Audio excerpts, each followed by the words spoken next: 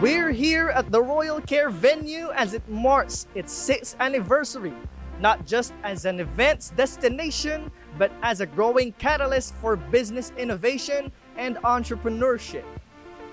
As technology continues to reshape the way we work, market, sell, and connect, one thing has become increasingly clear.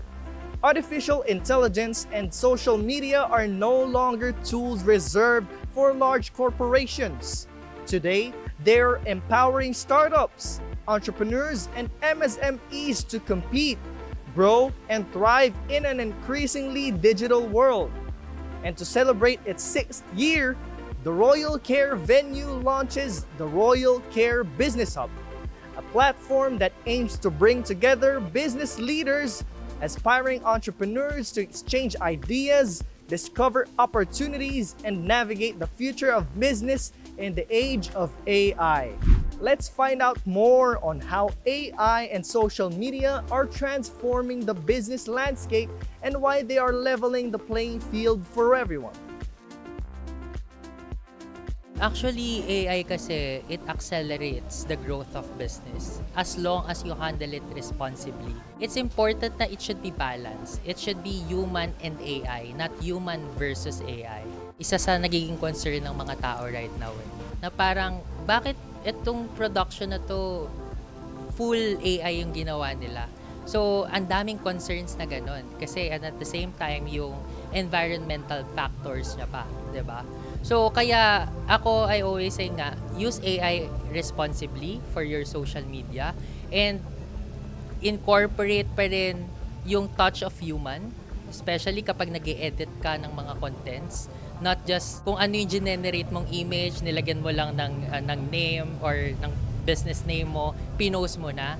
That's something I would not recommend. So, it should be balanced on dapat nag-shoot ka pa rin, that may production team pa rin behind it, and then pinag-isipan talaga yung content. So, para mas ma-incorporate siya ng mas maganda in your businesses and your social media.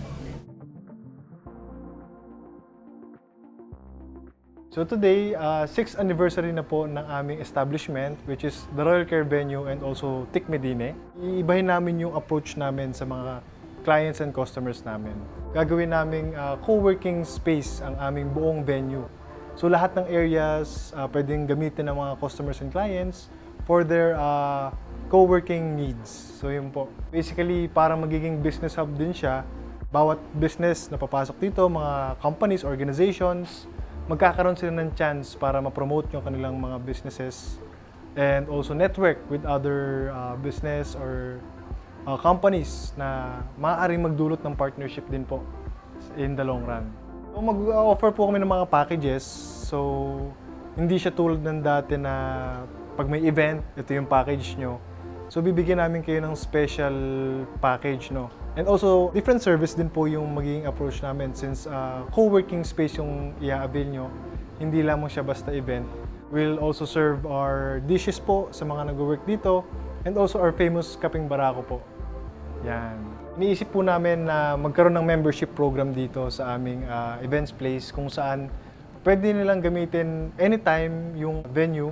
Ang kaibahan niya naman sa normal na co-working space, well, kung makikita niyo naman po yung aming venue is very garden-like yung approach namin. So hindi siya mukhang office basta-basta.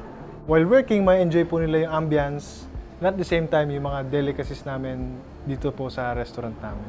Imbes na mag-work ka sa isang closed environment, medyo nakaka-depress naman kasi mukhang office. May option tayo dito sa ating The Royal Care venue na kung saan maganda yung ambience, open air, and at the same time, maganda ang service na ipoprovide. Kahit mapaisa ka man o group, pwede naming i-cater po yung inyong mga co-working space needs po.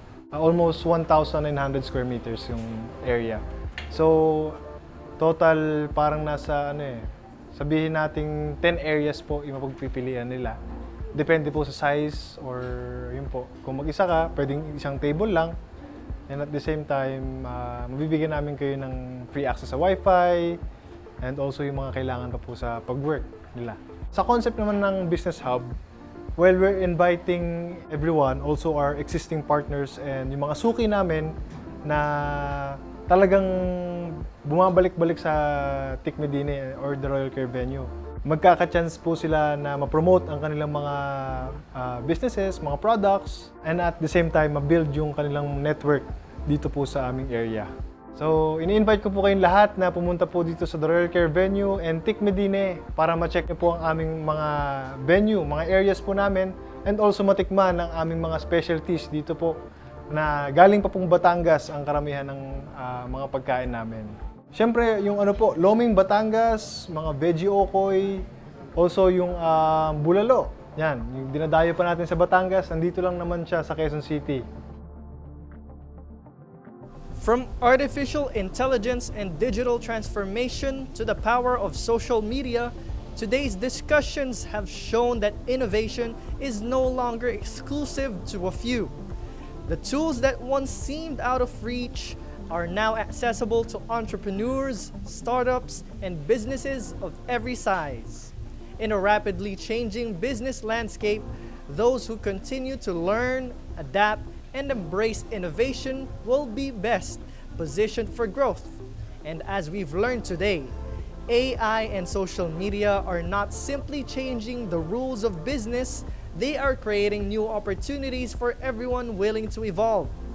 Congratulations to the Royal Care Venue on its 6th anniversary and the successful launch of the Royal Care Business Hub. This has been your inside look at the future of business, innovation, and entrepreneurship.